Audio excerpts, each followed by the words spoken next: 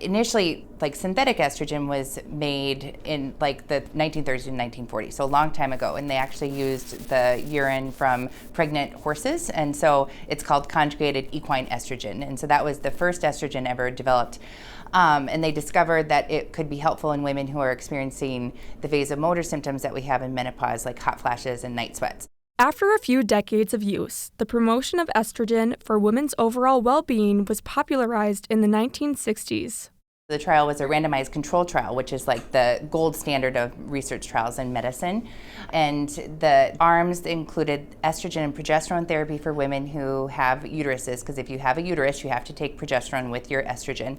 They also had an estrogen-only arm as well as placebo arms for each of those groups. Within that study, I'm not quite sure the exact timeline, but only a few years, they noted that there was a slight increased risk of breast cancer in the estrogen and progesterone arm compared to the placebo.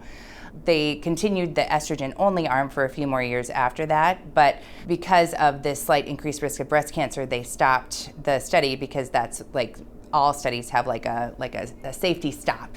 Dr. Siewert says the study itself obtained important results, but the way the information was relayed to the general public caused more harm than good.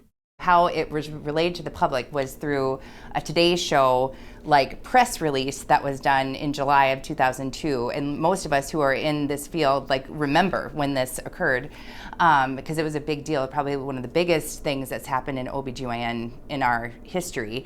But because of this slight increased risk of breast cancer, they did this press release, and then everybody got scared about breast cancer and stopped their hormones at that time. She adds, since then, the study has been discredited. So there's been a lot of studies sort of debunking that overall sentiment that hormone therapy causes breast cancer. But really, there's been a re-looking at that data to say that actually this risk was very slight. It barely met like clinical significance.